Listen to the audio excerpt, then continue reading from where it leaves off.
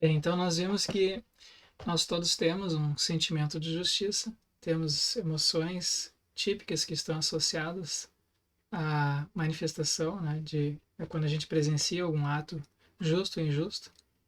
E esse é um fenômeno que se repete em todas as culturas, em todas as épocas, nas sociedades, nos grupos humanos. E a gente tem esse sentimento individualmente em maior ou menor grau. Quer dizer, não todas as pessoas têm o sentimento, sentem isso com a mesma intensidade. Né? Da mesma maneira que a gente tem sentimentos estéticos ou sentimentos assim amorosos com intensidades diferentes, a gente tem também o sentimento de justiça aparece, se manifesta em pessoas diferentes, em grupos diferentes, com intensidades diversas. Tá? Então isso é natural, isso faz parte assim, das características de todos os grupos humanos. Mas, então esse é o nosso ponto de partida, né? Digamos assim, do ponto de partida biológico, cultural. Mas ao longo da história, várias concepções, quer dizer, refletindo sobre esses sentimentos, os filósofos, não só os filósofos, os pensadores, os políticos, os legisladores, os advogados, juristas, elaboraram, refletindo sobre esses fenômenos, elaboraram concepções de justiça. E essas concepções de justiça foram sendo introduzidas ao longo da história. E elas, então, a gente tem hoje uma situação na nossa cultura contemporânea em que várias concepções de justiça que foram produzidas em épocas diferentes convivem lado a lado. Nós não temos uma concepção única de justiça. E claro que isso aqui que eu estou fazendo é uma simplificação, né? Vou apresentar aqui três grandes concepções de justiça, mas essa é uma simplificação que é geralmente adotada nos livros de introdução ao assunto, como por exemplo o livro do Michael Sandel, que eu indiquei para vocês, mas se vocês forem ver, tem é, isso que o Michael Sandel faz quer dizer, não é idiosincrático, não é só ele que faz isso, outras pessoas também fazem essa simplificação, porque de fato a gente tem três grandes famílias de argumentações ou concepções sobre a justiça. A primeira delas é uma concepção grega, que a gente pode chamar de concepção grega. A segunda é uma concepção que a gente pode talvez chamar de cristã ou liberal, enfim. E a terceira é uma concepção mais igualitarista, enfim, que é produto assim de uma mentalidade mais cientificista, talvez, tá? É produto assim dos desenvolvimentos que aconteceram no pensamento moderno depois da Revolução Científica. Então, essas três concepções, a primeira se deve, assim, o nome tipicamente associado à primeira dessas concepções é o de Aristóteles, a segunda é geralmente associada a Kant, mas ela tem desdobramentos, e a terceira é associada aos utilitaristas, Jeremy Bentham, Stuart Mill. Então, o que diz a concepção, o que é uma ação justa, né, para Aristóteles? Ou, enfim, essa concepção que a gente pode chamar de grega. O Aristóteles diz assim, olha, justo é dar a cada um o que é seu, o que lhe pertence. E o que pertence a uma pessoa depende do mérito, certo? Então, da excelência daquilo que ele faz, ou do caráter desse indivíduo. Então, a justiça está associada à virtude de uma ação ou do caráter de um indivíduo. Então, essa é uma concepção que é produto de uma visão de mundo que é bastante diferente da visão de mundo contemporânea, mas que reflete bem o nosso modo comum de pensar. Né? A gente tende a pensar que, as, que os indivíduos, que as pessoas têm um determinado caráter, que elas são mais caridosas, ou são malvadas, ou são egoístas, ou são altruístas. E também a gente tende a pensar nas diversas atividades que a gente realiza como tendo um fim, né? Então, a gente, por exemplo, pratica coletivamente, não eu ou vocês, mas assim, a humanidade pratica coletivamente a agricultura, a pecuária, para produzir alimentos. Então, essa é a finalidade da agricultura e da pecuária. A gente pratica atividades de ensino e pesquisa, como em instituições como esta que nós estamos, a URGS, ah, para transmitir para as novas gerações a cultura que nos foi legada pelos antepassados e para descobrir novas verdades, né? Fazer pesquisa, enfim, saber como as coisas são no mundo, conhecer o mundo ao nosso redor e a nós próprios. Então essa é a finalidade de uma instituição de pesquisa. Então, para cada uma dessas, em cada uma dessas atitudes existem, em cada uma dessas atividades existem realizações que mais se aproximam do ideal, né? Que é do fim ideal que é buscado nessas atividades. E aí, então, tanto mais meritórias são as ações realizadas que contribuem para esse fim, ou as pessoas que, pelo seu caráter, realizam essa finalidade.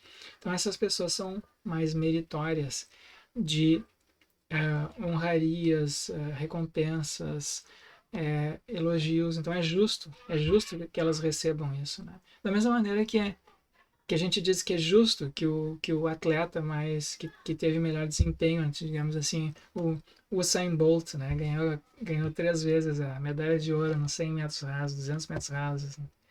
Enfim, ele merece a medalha de ouro porque ele foi excelente, ele foi o mais rápido em 3 Olimpíadas consecutivas, ele merece aquelas honrarias. Da mesma maneira, a gente distribui prêmios científicos para o prêmio Nobel, né, para os cientistas que se destacam. Ou a gente também paga para assistir apresentações musicais, ou a gente paga por livros que a gente compra, pessoas escrevem um livro, a gente paga para elas. E a gente, em geral, não se importa, né, de fazer isso, contanto que o valor cobrado, o valor pago, seja justo, quer dizer, esteja de acordo com o mérito daquela pessoa. Então, se a gente não se importa de pagar caro, às vezes, para assistir um show musical, contanto que seja alguma coisa que a gente aprecie, que a gente julga que merece aquele valor, né? Então, então a gente faz assim cotidianamente esse tipo de avaliação, né? E então existe o Aristóteles baseou a sua concepção de justiça em considerações desse tipo. A gente tem a segunda concepção de justiça que se desenvolveu na modernidade e que é uma concepção quer dizer, a primeira concepção de justiça depende de algum tipo de avaliação de sabedoria, né? Então a gente pensa assim mas quem é que é o mais meritório, né? O que é o justo que cabe a cada um? Então isso é uma avaliação que depende de saber das circunstâncias em que aquilo aconteceu, qual é o contexto, depende de uma percepção adequada. Não é uma concepção absoluta de justiça, né? O que é mais meritório para uma pessoa numa circunstância pode não ser meritório para aquela mesma pessoa noutra circunstância, ou para uma outra pessoa em circunstâncias parecidas. Que a gente tem que a gente tem que ser capaz de perceber a circunstância particular em que uma pessoa está e aí sim avaliar o mérito dela, né? 2 pessoas podem realizar a mesma atividade e uma ser meritória e a outra não, em razão enfim, das circunstâncias, do caráter, das intenções com que elas realizaram aquilo, do passado delas, né? Será que hoje, é diferente, por exemplo, a gente avaliar uma criança, né? que realiza um feito científico, ou enfim, alguma coisa notável nos esportes, por exemplo, e avaliar um adulto. A gente não usa os mesmos critérios.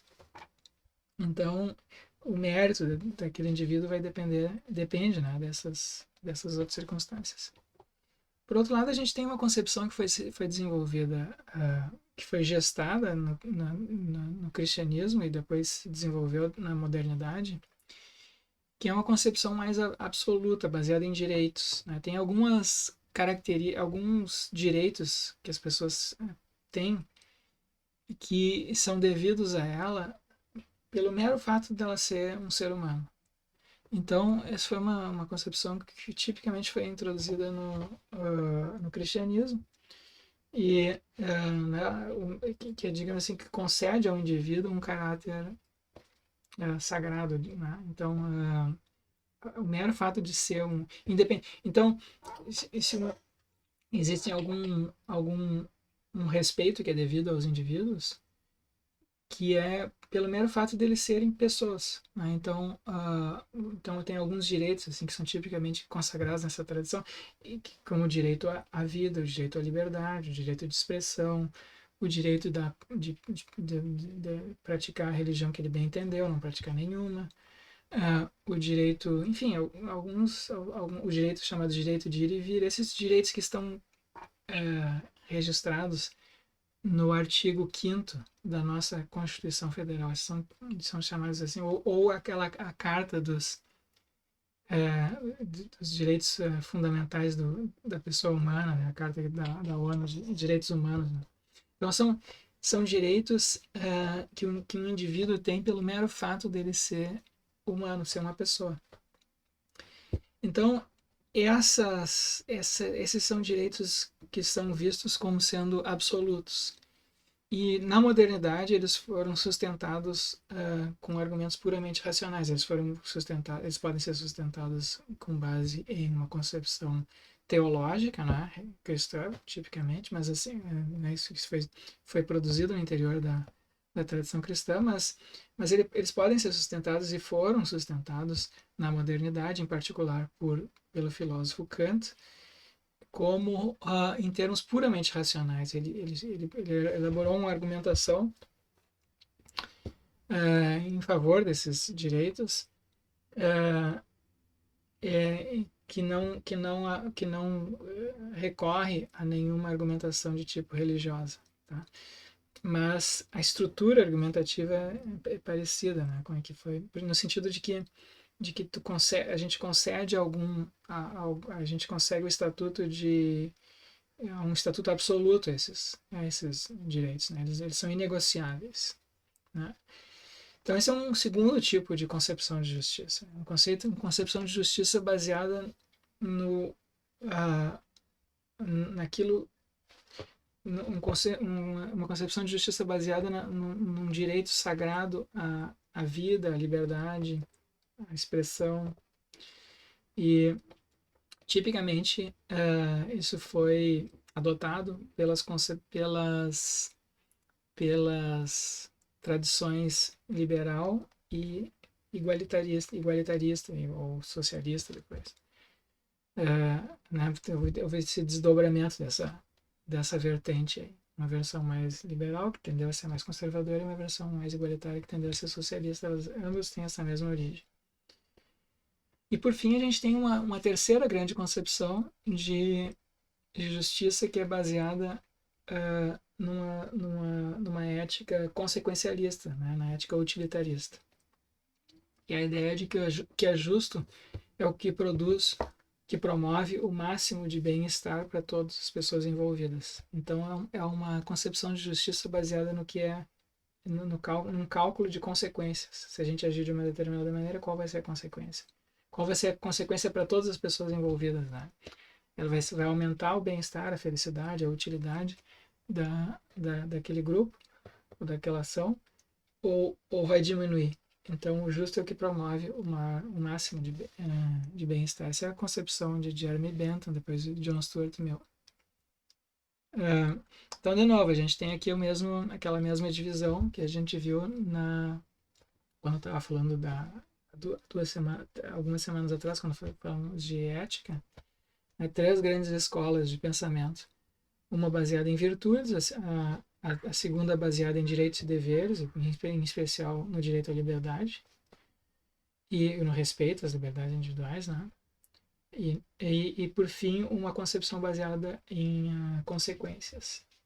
Então, são concepções diferentes que foram gestadas em períodos históricos diferentes e que convivem lado a lado na sociedade contemporânea. Então, essa é uma das razões pelas quais, embora todo mundo concorde que a justiça seja um valor, muitas vezes as pessoas têm controvérsias assim intermináveis sobre o que é justo ou injusto, porque os pressupostos, o conceito de justiça que elas estão usando não é o mesmo, né? Eles são aparentados, mas não são o mesmo.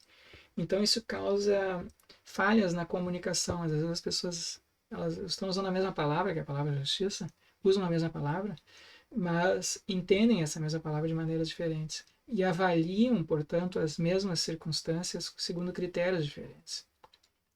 Então isso levou um filósofo importante chamado Alasdair MacIntyre a dizer que a nossa situação ética ou política, ou enfim, no que diz respeito em particular à justiça contemporaneamente, é como se a gente tivesse uma colcha de retalhos, né?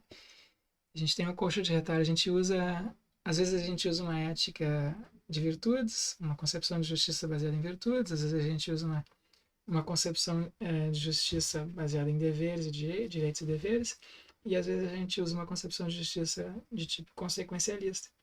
E a gente passa de um para o outro, um raciocínio para o outro, em esferas diferentes, né, das nossas atividades. Então é uma situação bastante caótica, sobretudo porque aquelas circunstâncias históricas que produziram cada uma dessas concepções já não existem mais. A gente vive hoje uma situação um pouco diferente, né, socialmente, culturalmente. Então nós não somos mais gregos, a gente não tem mais a sociedade medieval e moderna que produziu a concepção de direitos e deveres também, já não é mais a nossa. E nós não temos uma concepção que seja puramente consequencialista. Isso, às vezes, a gente pensa assim, né? Que a gente está fazendo raciocínios abstratos científicos, mas na vida particular a gente não pensa assim. Então, a gente tem isso não está de acordo com, assim, com os sentimentos que a gente tem. Então, a gente pode ter boas razões para adotar uma ou outra dessas concepções em circunstâncias diferentes, mas é importante perceber que a gente não tem é difícil encontrar um argumento definitivo, né? Então a situação que a gente vive hoje é bem mais complexa, né, nesse aspecto do que, filosoficamente falando, do que a situação vivida por nossos antepassados.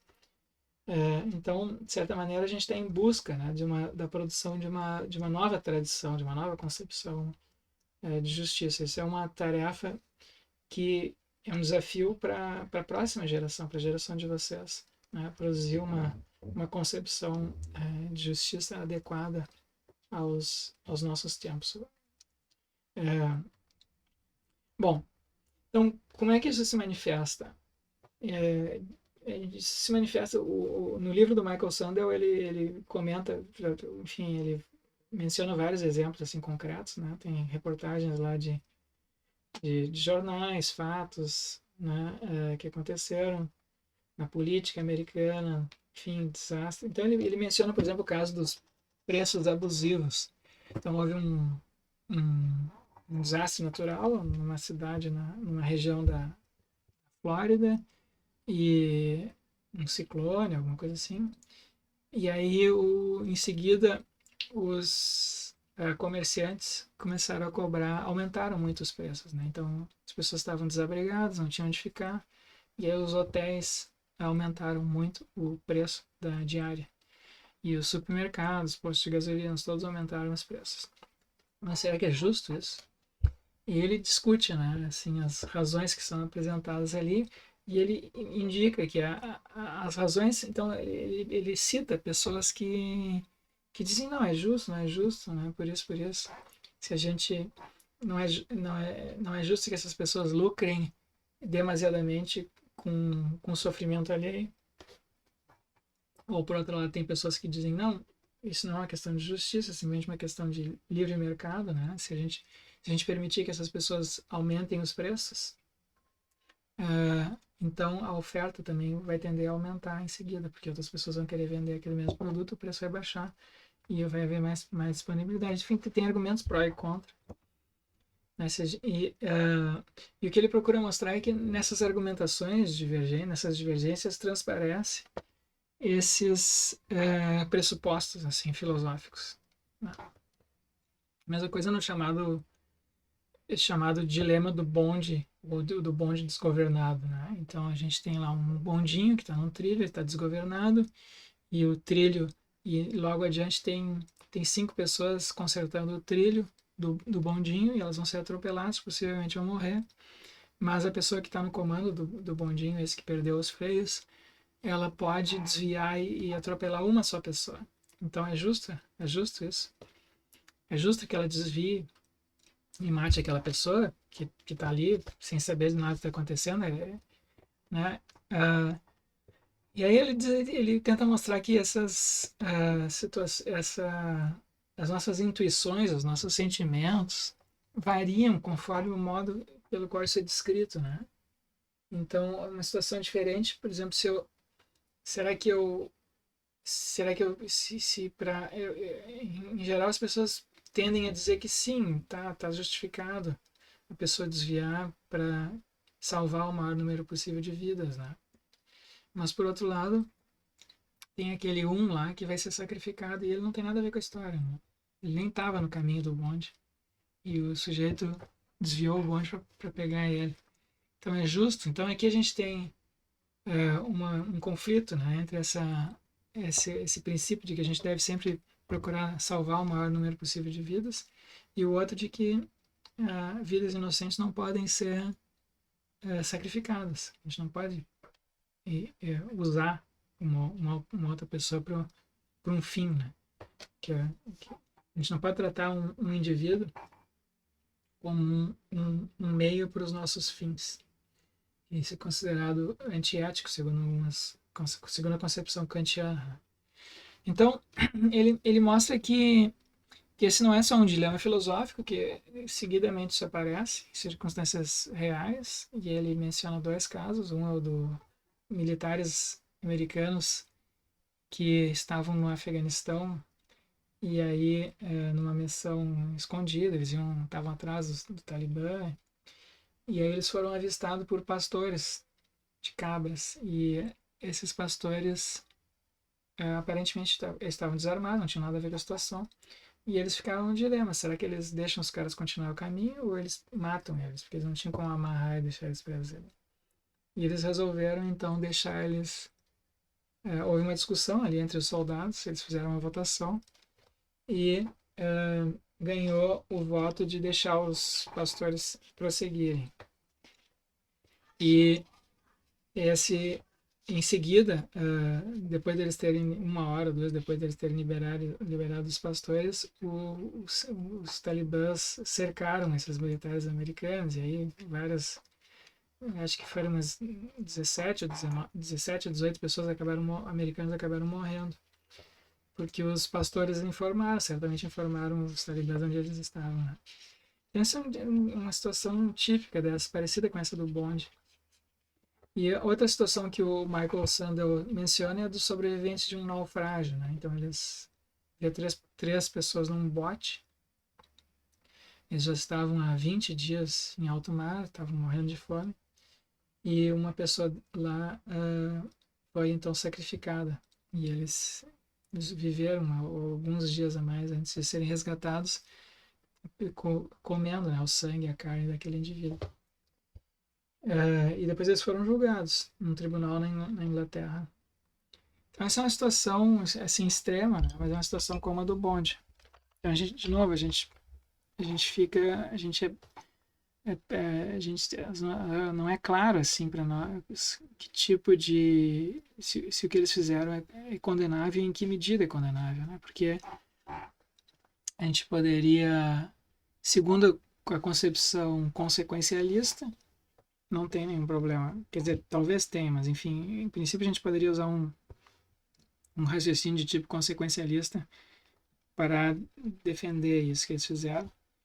Mas do ponto de vista kantiano, certamente não é certo, é errado o que eles fizeram, é injusto, né? A gente não pode usar um indivíduo, matar uma pessoa, usar ele como um meio para um fim nosso, para a nossa sobrevivência. A gente não pode fazer isso. Que o direito à vida é absoluto.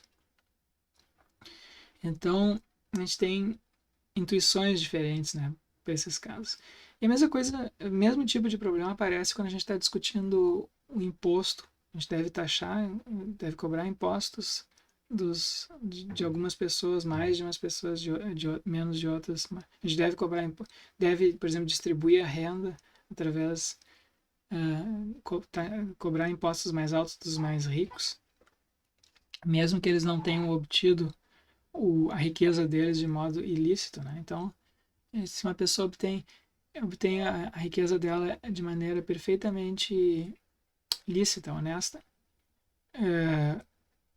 ainda assim ela deve ser obrigada a contribuir para os que não tiveram essas mesmas, que não têm essa mesma riqueza. Ela deve distribuir a renda, ela deve ser obrigada a distribuir a renda dela. Então, claro, a gente está acostumado aqui no nosso contexto brasileiro, a gente está acostumado a associar grandes fortunas com toda sorte assim de trapaça ou de exploração, né, ou de incentivos fiscais, enfim, grandes lucros sendo assim angariados ilicitamente por meio de roubo, exploração ou contratos assim desonestos com o Estado e assim por diante. A gente tem que pensar, aqui a gente não está interessado nesses casos, né? Claro que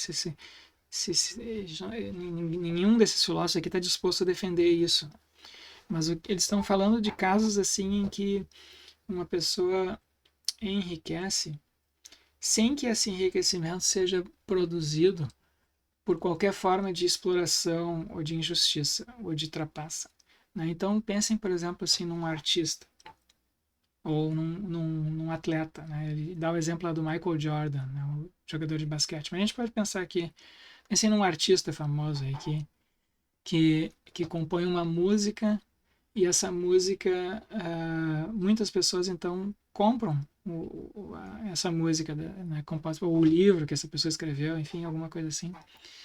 E então, esse é o dinheiro que essa pessoa arrecadou pela venda da sua composição. Ela não é obtida de maneira ilícita, né? Ela não é, quer dizer, se as pessoas voluntariamente pagaram, escolheram comprar aquela música e não outras. Enfim, as pessoas, ninguém foi forçado a comprar aquilo. Então, esse artista deveria ser obrigado a distribuir uma parte do lucro que ele obteve, ou do dinheiro que ele obteve com a venda da sua composição, ou isso deveria ficar a critério de cada um? Né? Será que a gente deveria deixar a critério? Se a pessoa é caridosa, ela vai distribuir. Se ela tem compaixão assim pelas pessoas menos favorecidas, mas talvez ela doe, né, uma parte do dinheiro espontaneamente. Então essa é uma questão, né? Será que a gente pode até argumentar que é mais ético, que é mais nobre, é mais virtuoso da pessoa se ela fizer isso. Mas aí é uma questão de virtude. Outra coisa é a gente obrigar a pessoa a fazer isso por força de lei, né? Então é o caso dos impostos. Então tem algumas pessoas que argumentam que são contrárias a esse tipo de taxação, né? Elas acham que é justo que a gente cobre impostos para manter a rede mínima de funcionamento do Estado, estradas, educação, alguns serviços de saúde, infraestrutura, energia elétrica, enfim, a segurança, né, a polícia, o sistema judiciário. É justo que a gente cobre impostos para manter o Estado, e até a gente pode cobrar mais das pessoas que têm mais. Mas, além disso, nós podemos também, é justo que a gente cobre impostos não apenas com a finalidade de manter o Estado, mas com a finalidade de distribuir a renda. Então, aí tem uma controvérsia, porque os filósofos mais liberais ou libertários acham que é injusto isso, que isso é como uma espécie de trabalho forçado, né? Como se as pessoas obtivessem trabalhassem de graça para outras pessoas. E eles consideram que isso do ponto de vista assim, isso é tão injustificável quanto o trabalho forçado, digamos assim, da escravidão, né? Um tipo de escravidão. Então, e por outro lado, tem pessoas que argumentam que não, que é justo, né? Porque aí eu vou apresentar depois aqui os argumentos igualitaristas de John Rawls. É a mesma coisa que a gente pode argumentar com relação a outras situações sobre as quais há controvérsias na nossa sociedade contemporânea, como por exemplo as cotas, né, reservar algumas vagas da universidade para alguns grupos específicos. Tem algumas pessoas que acham que isso é justo, outras pessoas que acham que isso é injusto. Tem algumas pessoas que argumentam em termos meritocráticos, outras que argumentam em termos de direitos e garantias individuais absolutas, e tem outras que argumentam em termos consequencialistas. A gente tem que pensar no que é melhor para o bem-estar geral da sociedade como um todo. Então são tipos de argumentação diferente que levam a conclusões diferentes em cada caso. Tá? Bom, o que diz o Aristóteles?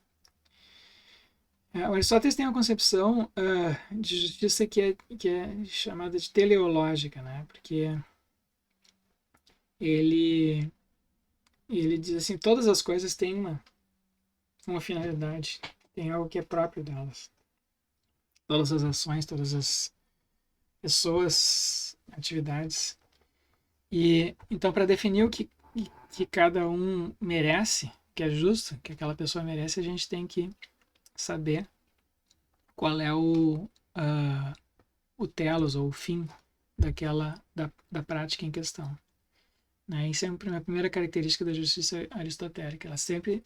Ela só pode ser distribuída, a justiça só pode ser distribuída levando-se em consideração o fim da atividade. E em segundo, então não é a gente não tem aqui uma regra absoluta, né, que vale para todos os casos ou para todas as atividades.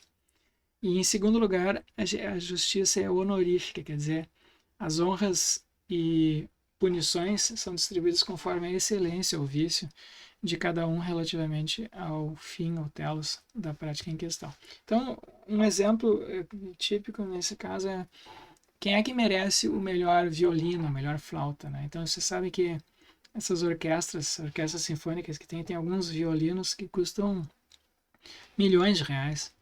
E tem alguns que, enfim, tem violino de tudo que é preço. Né? Tem os baratos, tem os médios, tem uns que são, assim, são tão caros que em geral são comprados, assim, por fundos ou por empresas grandes. E aí eles emprestam esses violinos para os melhores violinistas, né? Nas melhores orquestras.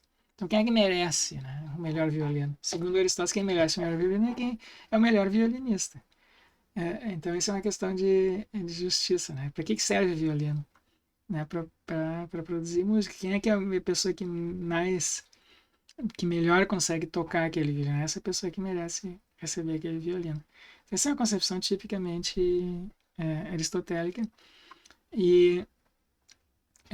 Mas a gente usa isso, né? A gente usa, por exemplo, para distribuir, quando a gente faz um concurso público, por exemplo, a professor, em parte é isso que a gente está fazendo, né? Então, quem é que merece aquele posto de professor, aquele cargo de professor?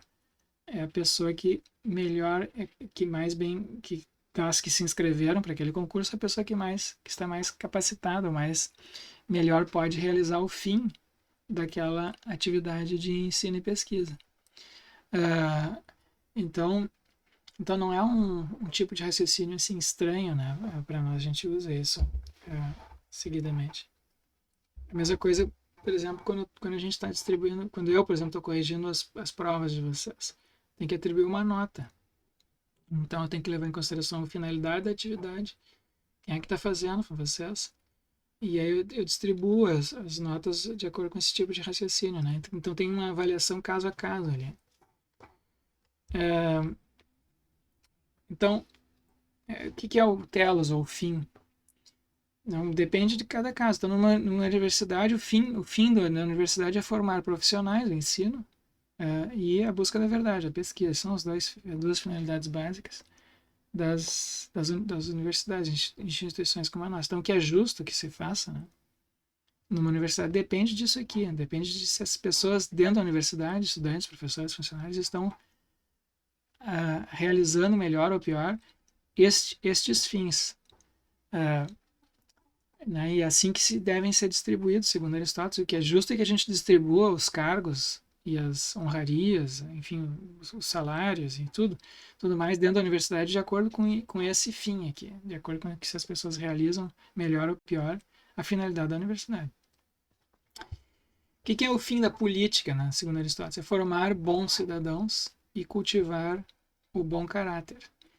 Então, de novo, a gente tem que pensar como é que a gente vai como é que a gente distribui os cargos públicos, né, de prefeito, governador, presidente, senador, deputado, de acordo com essas finalidades. A finalidade da política é essa. Então, quais são as pessoas que melhor estão em condições de realizar esse fim? Essas é que merecem o nosso voto, né, no caso da democracia. É justo, né, que elas recebam esses cargos. Claro que isso traz problemas, sobretudo para nós contemporâneos, porque nós contemporaneamente vivemos uma sociedade complexa e em que convivem valores diferentes, culturas diferentes, convivem lado a lado, né? A gente não tem uma sociedade pequena como era a sociedade grega, onde esse ideal aí foi gestado. Sociedades antigas eram bem menores, mais homogêneas. E elas tinham uma tradição de pensamento, uma tradição religiosa, uma tradição cultural mais unificada. A nossa situação contemporânea é uma situação em que as sociedades são fragmentadas. Então, aquilo, isso que estava dito ali, né, formar bons cidadãos ou cultivar o bom caráter. Às vezes a gente vê isso, alguns políticos dizem, eu sou um homem de bem, eu sou uma pessoa de bem. Só que numa sociedade contemporânea isso não diz muito, porque o bem para algumas pessoas pode não ser o bem para outras pessoas, né? As pessoas têm concepções diferentes do que é o bem.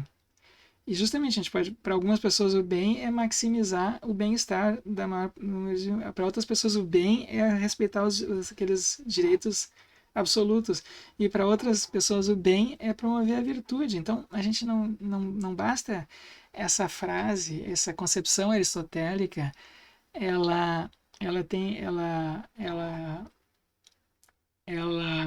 seguidamente se vê com dificuldades, né, de resolver esses conflitos, esses atritos. Por outro lado, em favor da concepção aristotélica, a gente pode dizer que embora exista essa pluralidade de finalidades, uma pluralidade de sistemas de valoração, também existe um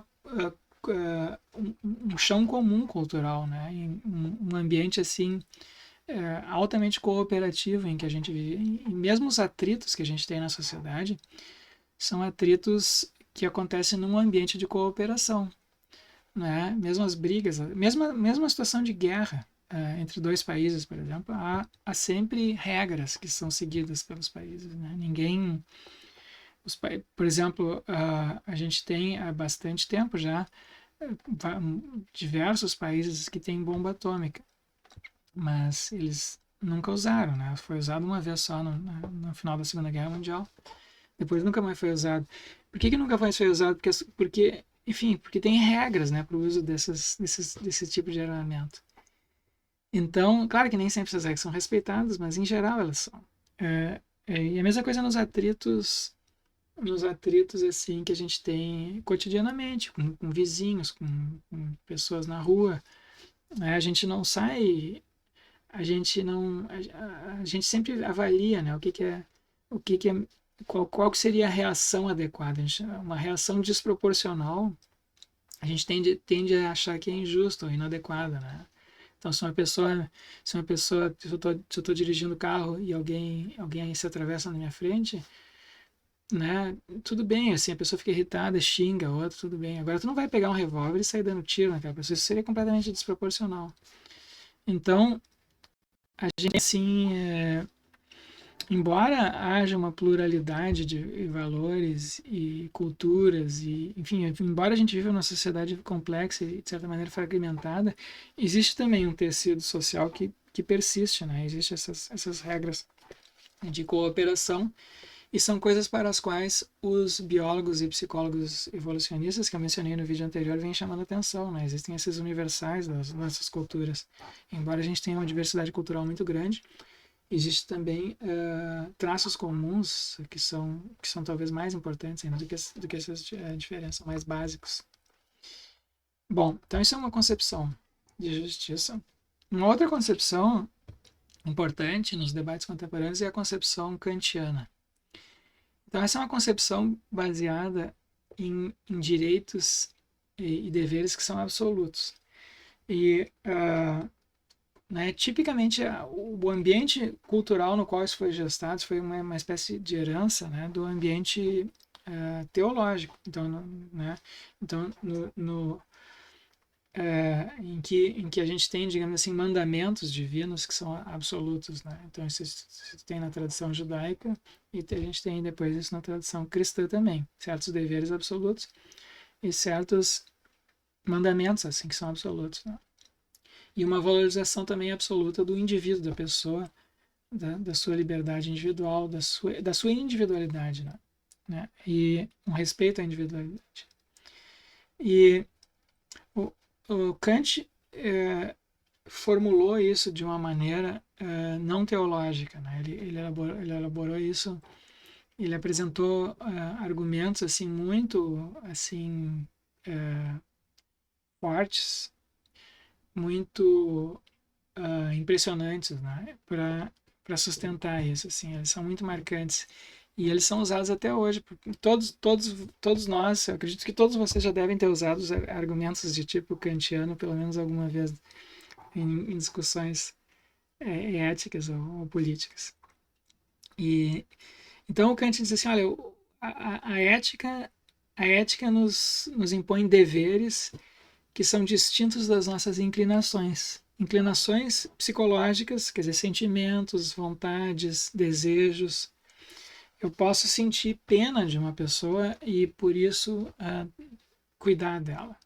Mas se eu tratar essa pessoa bem, uma pessoa que está necessitada, uma pessoa na rua, por exemplo, às vezes vem pedir, né, a gente está andando na rua e vem uma pessoa pede dinheiro, pede comida. Eu posso, se eu for caridoso com ela por pena, então o Kant diz, então, né, eu não estou fazendo alguma coisa movido pelo dever ético. Não estou fazendo isso porque é certo. Estou fazendo isso porque eu fui afetado sentimentalmente. A minha inclinação me levou àquilo. Então, de certa maneira, eu não estou agindo livremente. Eu não estou fazendo aquilo em razão de uma norma autônoma que eu mesmo me concedi. Eu disse, eu escolho fazer isso porque isso é o certo. Eu estou fazendo aquilo porque em razão de algo que eu não escolhi. Que é um sentimento, é uma inclinação, uma necessidade, um desejo que me veio e que foge completamente, assim, que domina a minha mente, né? Então, nesses casos, nós não agimos livremente, o Kant diz. Nós agimos de maneira heterônoma, não autônoma, né? Tem uma norma que não é minha, que está determinando, que é uma norma física, uma norma, enfim, é uma regra, digamos assim, uma inclinação física, ou fisiológica, ou sentimental, ou cultural, que está fazendo com que eu haja de uma determinada maneira. E o Kant diz que isso não é uma ação ética. Isso pode ter consequências boas, né? Os teus sentimentos podem até ser nobres, mas a ética mesmo é o domínio da razão e a ética nos impõe a razão nos impõe certos deveres absolutos, que o Kant chama de imperativos categóricos, que ele distingue dos chamados imperativos hipotéticos. Então, imperativo hipotético é assim, faz alguma coisa se tu quer tal outra coisa. Seja bonzinho se tu quiser ir para o céu depois, né, recompensado, depois da morte vai para o céu, se tu for bonzinho. Esse Kant diz, isso não é uma ação ética, né? A pessoa que age eticamente, ela não pode pensar nas recompensas. Ela não pode pensar nas consequências. E ela também não pode ser movida pelos seus sentimentos ou inclinações subjetivas. Ela tem que agir exclusivamente em razão do que é certo. Então, ela tem que respeitar aquilo que a razão nos dita. E a razão tem alguns mandamentos absolutos, o Kant diz. E ele chama isso de imperativo categórico. O Kant formulou de 3 maneiras diferentes esse imperativo categórico. Eu vou apresentar só 2 aqui, mas se vocês quiserem conferir, isso está no livro A Fundamentação da Metafísica dos Costumes, que é um dos livros mais importantes assim, de ética já escritos. Fundamentação da Metafísica dos Costumes, e também na Crítica da Razão Prática, do Kant. Então, ele diz assim, olha, o que a imperativo categórico nos diz racionalmente, o que a gente deve fazer, né? Se a gente pensar assim racionalmente, se a gente não esquecendo assim os nossos sentimentos, porque os sentimentos, o Kant diz, podem nos levar a agir de maneira egoísta, a gente pode ter, pessoas diferentes podem ter sentimentos diferentes, Então a gente tem que, quando está pensando sobre o que é certo ou errado eticamente, a gente não pode se deixar guiar pelas nossas inclinações, sentimentos, nem pelo que os outros nos dizem, porque as tradições, as normas, a sociedade pode estar errada, as pessoas podem estar agindo mal. A gente pode viver numa, a gente pode estar só, enfim, se todo mundo roubasse, por exemplo, fosse mentiroso ou desonesto, isso não torna a mentira ou roubo corretos eticamente. Então a gente não pode se guiar pelos outros, né? Nem pelas tradições, nem pelo passado, nem pelo que o nosso corpo nos dita, nem pelas nossas necessidades fisiológicas, nem pelas consequências. Né? A gente não pode pensar, se eu fizer isso eu vou obter aquilo outro. Então, o que a gente assim, eu tenho que pensar o que é correto ou incorreto se fazer, o que é justo, é agir de acordo com uma regra que seja universalizável. Né? Se todas as pessoas eu posso querer que a máxima, a regra que eu estou usando nessa ação particular se universalize. Quer dizer, eu poderia querer que, por exemplo, digamos que eu minta numa determinada ocasião, eu poderia querer que a mentira se universalizasse, ou o roubo se universalizasse, e assim por diante. E o Kant diz não. Então, essas ações não são ações justas, né? Então são imperativos, isso molda, digamos assim, certos imperativos de justiça, de ética e, portanto, de justiça também. A segunda maneira de entender o imperativo categórico, que o Kant, outra maneira, né, de entender, é o de não tratar, é o de respeitar os outros indivíduos, quer dizer, não tratar eles como um meio para um fim, tratar os outros indivíduos sempre como fins em si mesmos. Né? Então, eu nunca posso fazer nada para um outro indivíduo para obter alguma coisa. Não posso tratar ele como um meio para um fim meu. Não, né? Eu não posso explorar aquela pessoa para obter lucro, mesmo que seja bom para todo mundo. Né? Eu não posso mentir para aquela pessoa para, enfim, enganar um conjunto de pessoas para que depois a sociedade, enfim, o partido que eu acho que é melhor para o meu país vença as eleições, isso ser bom. Então eu estou usando aquelas pessoas, estou me permitindo então mentir ou enganar um grupo de pessoas em razão de um ideal. E o Kant diz mesmo que esse ideal seja assim bom, virtuoso, isso não te autoriza a usar outras pessoas para obter aquele ideal. Isso não é ético. Né? Então, o Kant diz, existe essa correlação, né? Por isso, essa concepção de justiça é uma concepção que toma como, que tem o seu núcleo no conceito de liberdade. Porque, porque quem age, quem obedece o imperativo categórico, obedecer o imperativo categórico é agir livremente, o Kant diz. É tu respeitar livremente as normas que tu mesmo se impõe, né, que a razão se impõe, e não agir de acordo com as normas que são impostas pelos outros, pela sociedade, ou pelo teu corpo, pelas suas inclinações. Então, o conceito central aqui nessa concepção de justiça é o conceito de liberdade. A pessoa só age livremente quando ela dá a si mesmo as suas próprias normas, ela age autonomamente. É o conceito de liberdade como autonomia. E em respeitando, então, essas normas, né, que a razão autonomamente, que nossa razão autonomamente nos impõe, nós agimos, então, livremente. Nós percebemos, vemos as coisas desse ponto de vista, assim, racional. Né? E aí, então, conseguimos agir, nos libertar das normas dos outros, ou do nosso corpo, tudo aquilo que é estranho, digamos assim, à razão. Então essa foi uma tradição, isso inaugura uma tradição muito importante na nossa filosofia, né? E essa valorização, esse conceito de liberdade como autonomia, isso tem vários desdobramentos. Isso se desdobra tanto na tradição liberal contemporânea quanto na tradição socialista ou igualitarista.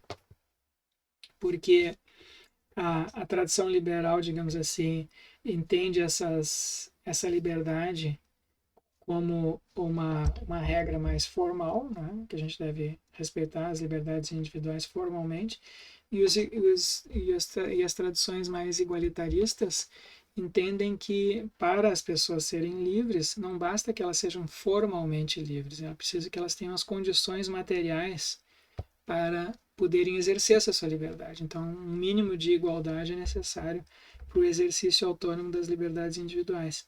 Não adianta uma pessoa, por exemplo, que é miserável, que passa fome, que é pobre, ela não tem como exercer plenamente a sua liberdade, essas liberdades, por exemplo, políticas ou religiosas, ou de pensamento, enfim, ela não tem como fazer coisa nada, ela simplesmente ela vive dominada pela fome, né? Então, as tradições igualitaristas dizem que sustentam que para a gente realizar esse ideal de liberdade, a gente precisa de uma sociedade igualitária. E os pensadores liberais, sobretudo os mais libertários, que são as versões assim mais radicalizadas do liberalismo, dizem que não, que o igualitarismo produz a diminuição da liberdade, né? Então tem essa disputa no interior dessa tradição. Então, quais são as críticas que se faz tipicamente ao Kant, né? Primeiro que que a crítica é igualitarista, que é a de que essas regras parecem puramente formais, a gente precisa realizá-las materialmente. Uma outra crítica que se faz também é a de que essa concepção de justiça, de ética, é excessivamente fria, né? Ela desconsidera os sentimentos. Então, tem pessoas que argumentam que, aí, invocando essa tradição mais aristotélica dos sentimentos morais de David Hume, né, de que a pessoa que age de maneira puramente intelectual, ela não é a ética, né? Ela precisa precisa um certo grau de empatia, precisa ter o sentimento de justiça, não pode ser um mero raciocínio abstrato. Que isso também não é humano, né? É desumano. E por fim, os utilitaristas argumentam que algumas das consequências dessa concepção kantiana são indesejáveis em situações extremas, né? Então, eles procuram argumentar, por exemplo, tem o caso assim mais famoso do Kant é o caso da mentira, né? Que o Kant diz que é absolutamente errado mentir em todas as circunstâncias, mas isso foi uma opinião assim extrema que o Kant levou às últimas consequências do pensamento dele, né? Disse, em todos os casos é errado mentir. Claro, às vezes tu pode omitir alguma informação, né? Mas mentir é sempre errado.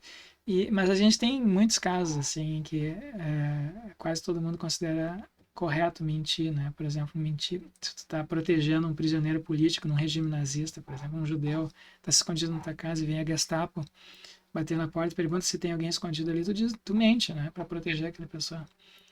Então tem isso, tem essas às vezes pode haver consequências indesejáveis em situações extremas, né, em casos de dilemas morais. Então a gente precisaria de uma espécie de hierarquia, né, de valores. Bom, a ideia de justiça de Kant, essas coisas que eu falei do Kant agora são ideias mais gerais que se aplicam à ética do Kant como um todo. A ideia a aplicação efetiva da justiça depende de algum tipo de contrato. Kant é um filósofo contratualista, né? Então ele acha assim que o Estado é produto de um contrato, mas de um contrato imaginário. A maioria das pessoas, não um contrato histórico. Ninguém aqui no Brasil, nenhum de nós, nem eu, nem vocês, assinamos um contrato para fazer parte da sociedade brasileira, né? Mas o Kant diz, é como se a gente tivesse assinado um contrato imaginário. A gente tacitamente aceita as regras da sociedade brasileira ao participar dela. E a mesma coisa com todas as outras sociedades. Quer dizer, a gente tem um contrato tácito. O que poderia justificar esse contrato, né? Que os indivíduos todos fazem uns com os outros para transferir, por exemplo, o poder da coerção, o poder do uso legítimo da violência, da força física ao Estado, né? na forma da polícia e do exército. E concede ao Estado o poder para organizar, enfim, coordenar as ações na sociedade. O que legitima essa transferência, né, de direitos para o Estado? O Kant não chegou a elaborar isso de maneira assim muito sistemática, mas o pensamento dele foi retomado no século XX por um filósofo importantíssimo, que é esse John Rawls. E ele Então, aliás, o Michael Sandel, que vocês leram, é uma espécie de continuadora, meio que discípulo assim, dessa linha de filosofia, que é dessa filosofia que é meio que é um desdobramento igualitarista da filosofia kantiana. Então, o John Rawls escreveu um livro que é um dos livros mais importantes escritos aí nas últimas décadas sobre justiça, que se chama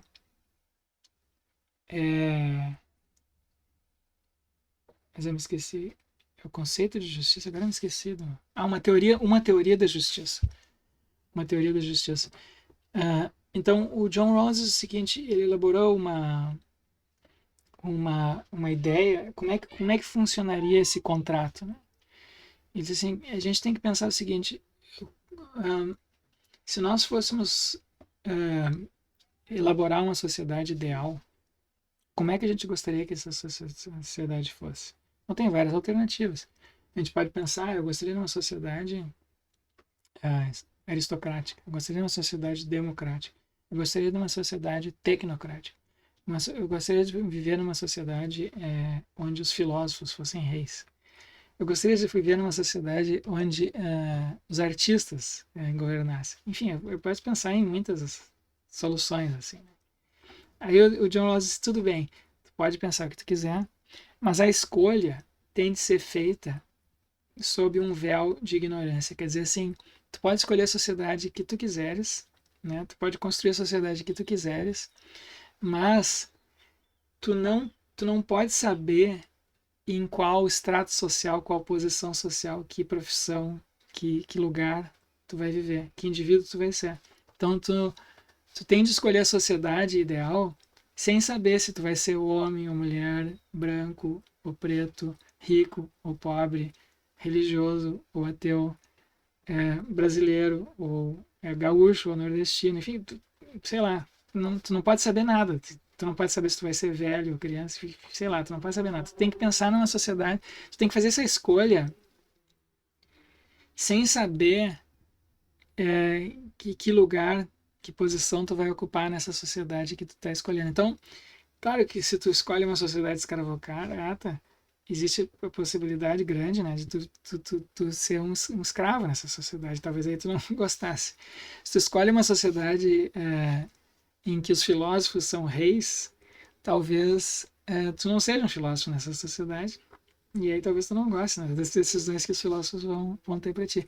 Se tu escolhe uma sociedade onde os homens mandam nas mulheres, uma sociedade machista, como sei lá, a cultura, digamos assim, talibã ou dos árabes, né? Ou mesmo no nosso passado. Bom, talvez tu nasça nessa sociedade como uma mulher. E assim por diante, tá? Então tu não pode saber, quando tu elabora mentalmente a sociedade ideal, qual lugar tu vai ocupar nessa sociedade. Então o Rawls argumenta o seguinte, quando a gente faz esse tipo de... Quando a gente elabora ou pensa na sociedade ideal nessas condições, então dois princípios aparecem, de dois princípios de justiça. E o Rawls argumenta que isso é intuitivo, quer dizer assim, todo mundo aceitaria isso, né? Ele acha que é razoável. Claro que isso é filósofo falando, então é certo, depois houve gente que contestou isso que ele disse. Mas enfim, é importante ver que o argumento dele é um argumento bastante forte, né? Então ele diz assim, ele diz assim, olha, em primeiro lugar, ele elaborou dois princípios de justiça. O primeiro ele diz o seguinte, olha, as liberdades básicas devem ser garantidas a todos. Ele acha que isso é razoável, que todo mundo aceitaria isso. O direito à vida, o direito à liberdade de expressão, o direito de ir e vir, o direito de práticas religiosas, né? Ninguém deve ser obrigado a praticar ou deixar de praticar alguma religião se não quiser. E assim por esses direitos e garantias básicos que foram consagrados nas democracias liberais contemporâneas, ele acha razoável que esses princípios sejam consagrados como princípios de justiça. E, em segundo lugar, ele diz, essa sociedade tem que ser uma sociedade igualitária, porque se eu não sei em que lugar da pirâmide social eu vou ocupar, então uma sociedade onde haja muito que seja extremamente desigual, ela provavelmente não seria escolhida por nenhum de nós, se nós corremos o risco de estar, e aliás é mais provável, né, porque a maioria das pessoas, quando a gente tem uma sociedade onde há desigualdades de riqueza muito grandes, a minoria tem a riqueza, a maioria é pobre. Então, o Rawls diz a probabilidade é grande de tu ser pobre numa sociedade dessas. Ou nascer pobre, né? Então, nascer numa família pobre. Então, ele diz que essa tem que ser uma sociedade igualitária, esse é um princípio de justiça. Mas ele acha que algumas diferenças econômicas devem ser permitidas também. Não deve ser uma sociedade completamente igualitária, onde todo mundo ganha a mesma coisa, todo mundo tem as mesmas oportunidades e as mesmas riquezas, né? Ele diz algumas diferenças é justo que a gente permita, porque há muitos casos em que a diferença é bom para todos, né? Então, por exemplo, a gente tem um exemplo disso seria o seguinte: olha, a gente tem aqui numa situação no Brasil em que a gente tem mais médicos nas capitais, né? Porto Alegre, São Paulo, Florianópolis, Curitiba, as capitais dos estados têm mais médicos do que no interior. E tem alguns lugares, cidades muito pequenas no interior, em que há poucos médicos. Então, se vocês pensam aqui nas cidades lá na fronteira oeste, ou pensem em situações assim mais lugares mais remotos, como no interior da Amazônia, né? Ou no interior do Mato Grosso do Sul, no Pantanal, tem poucos médicos lá. Então o Rawls diz, então, bom, nesses casos é justo que a gente ofereça um salário maior para os médicos que forem trabalhar lá. Porque, como ninguém está disposto a ir livremente, a gente está garantindo liberdades básicas a todos, então as pessoas, se não quiserem ir para lá, não podem ser obrigadas a ir para lá. Se os médicos que se formarem não quiserem ir trabalhar lá, não podemos obrigá-los, porque isso seria um desrespeito ao princípio 1. Então, como tem menos médicos lá, é justo que a gente ofereça um salário desse incentivo, né? Ofereça um salário maior para as pessoas que forem trabalhar lá, porque isso vai ser bom para as pessoas menos favorecidas, que são aquelas que estão lá que sem médicos. Então isso vai acabar criando desigualdades econômicas, né? Porque a gente vai estar oferecendo um salário maior para um grupo de pessoas. Isso a gente pode pensar agora não só para essa atividade da medicina, mas para muitas outras atividades, né? Na verdade, isso vale para todas as atividades. Sempre haverá algumas atividades que são de interesse dos menos favorecidos. E então e haverá poucas pessoas dispostas a realizá-las. Então nesses casos a gente é justo, né, que essas pessoas recebam uma remuneração, uma recompensa maior pelo que elas estão fazendo. Então isso introduz é uma concepção igualitarista de justiça, mas é uma concepção que preserva esse chamado princípio da diferença, né? Permite desigualdade quando ela contanto que ela seja benéfica para os menos favorecidos. Então essa é a argumentação. Isso é diferente da argumentação liberal clássica, né? Ou liberal libertária hoje em dia, que considera esse princípio igualitarista como que eles consideram que isso viola, né, as liberdades básicas. Bom, uma parte importante da filosofia do John Rawls é a crítica que ele faz à noção de mérito. Então a gente viu que isso é um conceito central na concepção aristotélica e ela está bastante presente também na concepção liberal clássica, mas as concepções igualitaristas tipicamente questionam a noção de mérito, porque o John Rawls diz assim, olha, a gente não ele tem a crítica principal dele é que muitas das coisas que nós consideramos que são ditas serem produto de mérito, né? Por exemplo, o Ronaldinho Gaúcho ou agora o Neymar são craques de futebol e enriqueceram jogando futebol. Então, mérito deles, porque eles têm muito talento, né? Eles se esforçaram, treinaram bastante, jogaram as pessoas, ninguém foi obrigado a pagar o salário deles. Isso foi assim, quando eles jogavam ou jogam, né, no caso do Neymar, as pessoas querem ver eles jogando. É a mesma coisa com artistas famosos aí, que ganham muito dinheiro fazendo música, shows. Ninguém é obrigado a assistir, ouvir mas a gente gosta de ouvir, então gosta de ver eles jogar, gosta de ouvir essas pessoas cantarem. Então a gente espontaneamente, livremente, paga para vê-las desempenhar as suas funções. Então, isso é mérito delas, né? O que o John Rawls diz? Bom, em parte, não é mérito, porque em parte é sorte, né? Porque aconteceu que essas pessoas, elas tiveram a sorte de nascer com talentos que são valorizados na sociedade em que elas vivem. Então, por exemplo, se o Ronaldinho Gaúcho tivesse nascido na China, que é um país que não valoriza muito o futebol, ou o Neymar, ou se ele tivesse nascido, sei lá, na Índia, né? São países assim que não tem nenhuma tradição. Talvez eles não... Enfim, eles deram sorte de que eles nasceram em lugares em que o futebol é cultuado, e eles nasceram com talentos específicos para aquela habilidade específica, né, para o exercício daquele tipo de atividade. Então eles deram sorte. Então, da mesma maneira que a gente não diz que quando uma pessoa ganha na loteria, isso não é mérito, né? Não teve nenhum esforço, teve nada. A pessoa foi lá, comprou um bilhete de loteria, ganhou, ficou rica. Mas foi sorte, isso não é mérito.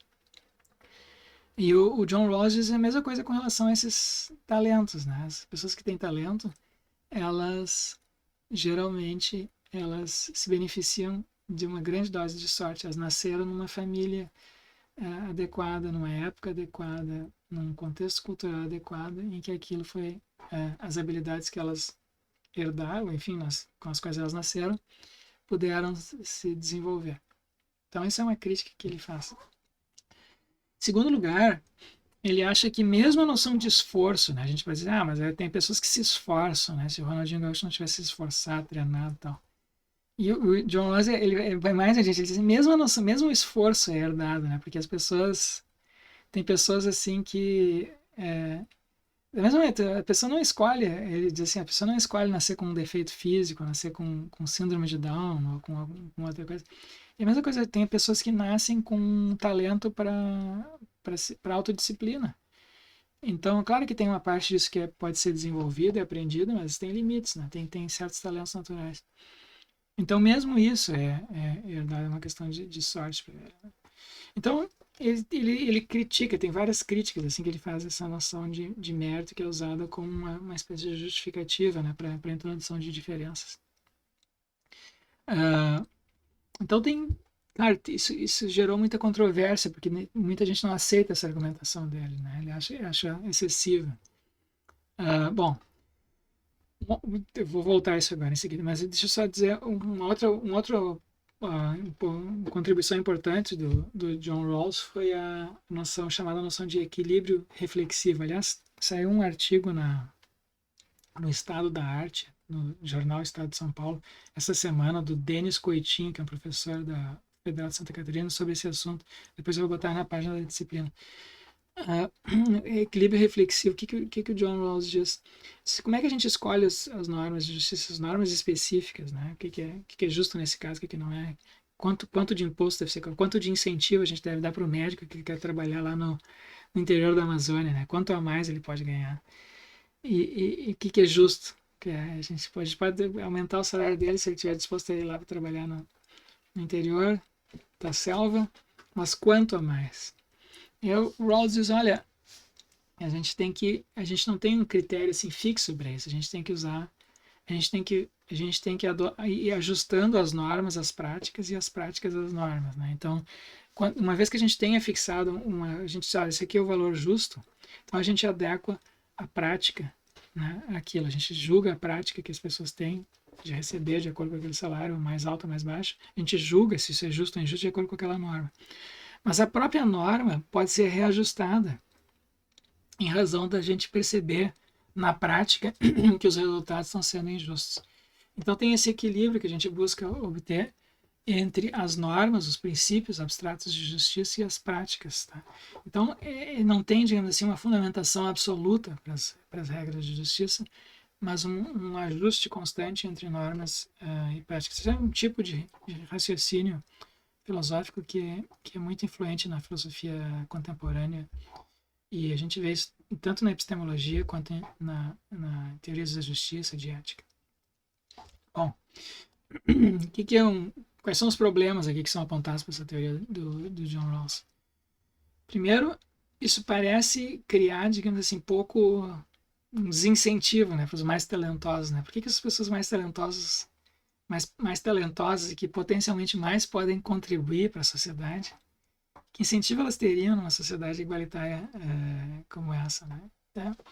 Então, uma das críticas que se faz ao John Rawls é que a concepção dele de igualitarista, ela desincentiva as pessoas mais talentosas, e há exemplos, né, disso nas sociedades soviéticas, que, enfim, os países da União Soviética que implantaram regimes mais igualitários. Isso aconteceu, né? Houve um desincentivo assim, à criatividade, à inovação. Isso prejudicou a médio prazo, longo prazo, prejudicou muito a ciência, a economia e as artes daqueles países. E, em segundo lugar, se critica, algumas pessoas contestam a ideia essa de que o esforço, segundo Rawls, depende da sorte. Né?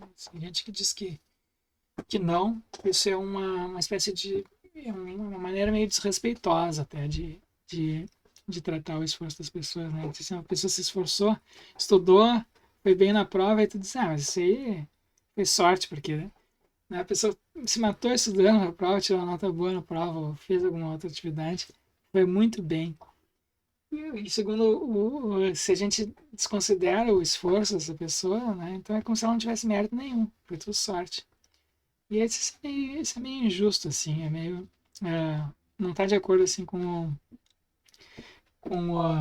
a intuição que a gente tem a respeito do que está acontecendo ali. As pessoas, quando elas se sentem desmerecidas, né?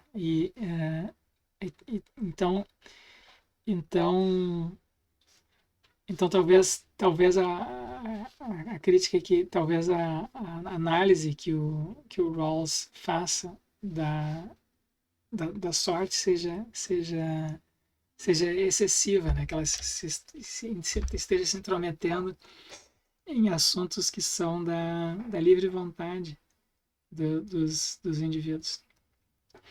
Bom, então, por fim, a gente tem uma terceira grande concepção de justiça, que é a concepção utilitarista. E eu falei já na aula sobre ética, sobre os utilitaristas. São éticas que avaliam a correção e incorreção de uma ação em função das consequências, da maximização da felicidade para todos os envolvidos.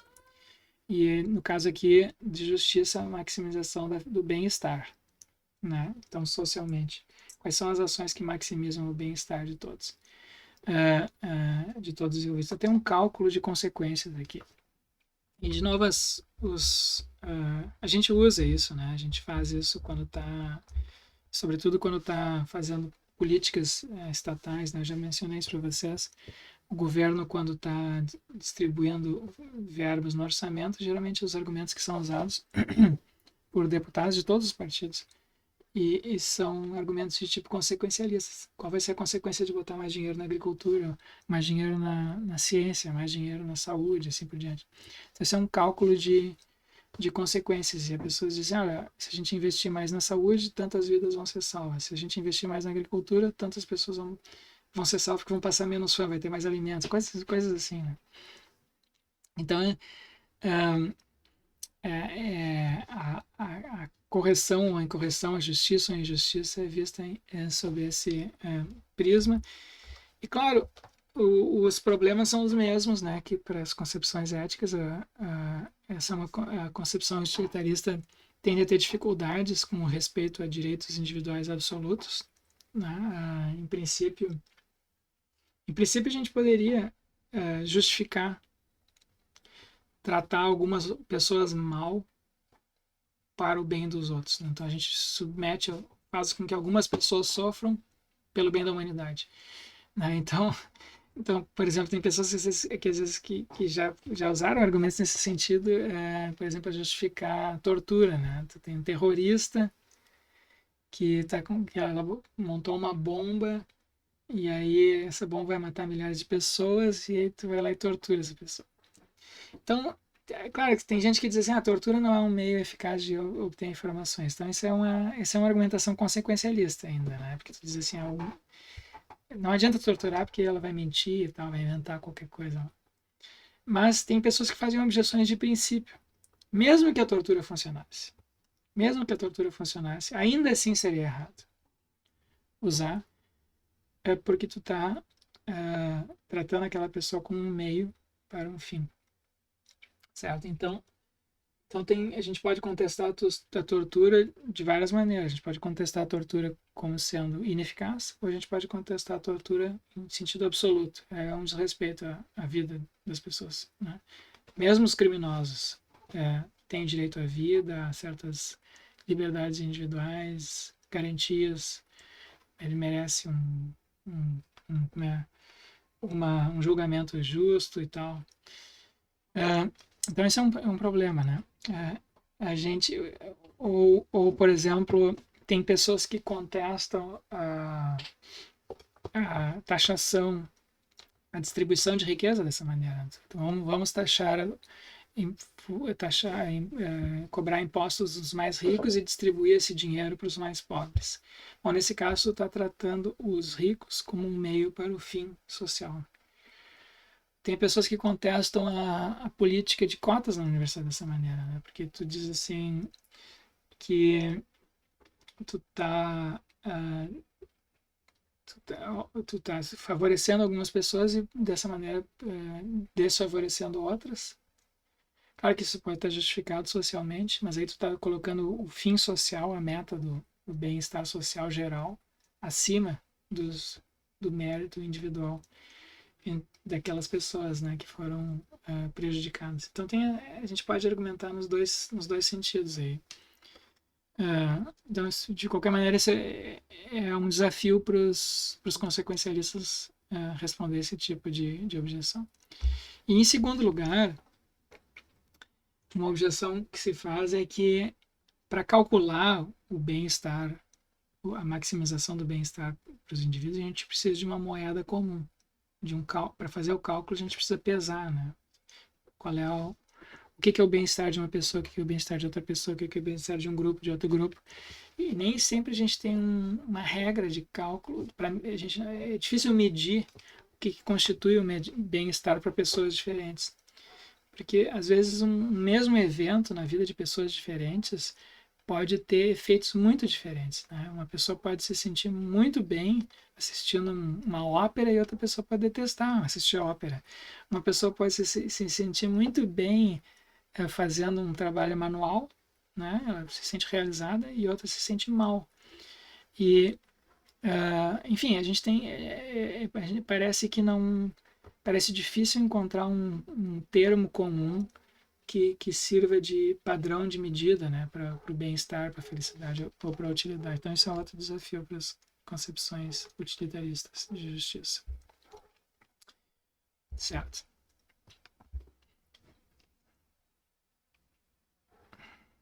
Bom, por fim, a gente tem aqui algumas considerações de justiça distributiva. Só vou mencionar isso aqui só para terminar, né? Então, tem nos livros de direito se distinguem essa justiça retributiva, que trata de penas e recompensas. Né? Tu faz alguma coisa, tu é recompensado ou punido por aquilo que tu fez. E existe a chamada justiça distributiva. Né? Tem aquelas coisas que nós valorizamos na sociedade, como é que nós vamos distribuir isso? Então, renda, riqueza, deveres e direitos, quem tem direito a quê, quem tem dever de fazer o quê? Poderes e oportunidades, quem é que vai ser o presidente da república? E assim por diante, o prefeito, quem é que vai ter o cargo e tal. E honrarias e cargos. Então, essa é chamada de justiça distributiva, né? Tem um conjunto de coisas que nós valorizamos socialmente, como é que isso é distribuído socialmente. E a justiça distributiva ela é concebida de maneiras diferentes por essas diversas tradições. Então, tradicionalmente a gente tinha uma concepção aristocrática, né, que a gente tinha uma concepção, digamos, de uma hierarquia fixa estabelecida pelo nascimento. Então, a pessoa, o filho do rei é príncipe, depois ele é rei e assim por diante.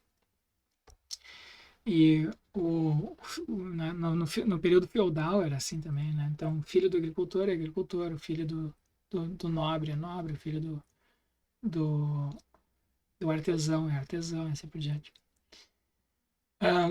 Na concepção libertária, que é a concepção, uma concepção liberal, assim, uma versão radicalizada da concepção liberal, a distribuição dos valores sociais é feita exclusivamente por mérito, com igualdade formal de oportunidades. Na concepção liberal igualitária, a gente tem uma distribuição por mérito, mas garantindo pontos de partida igualitários. Isso é a concepção de John Stuart Mill, por exemplo. E a gente tem a concepção igualitária de Rawls, que a gente tem uma distribuição igualitária, exceto quando as diferenças são importantes. Então a gente tem argumentações assim, essas diversas concepções de justiça que a gente viu aí, elas levam a concepções diferentes de justiça distributiva. Tá bom. Vou parar por aqui.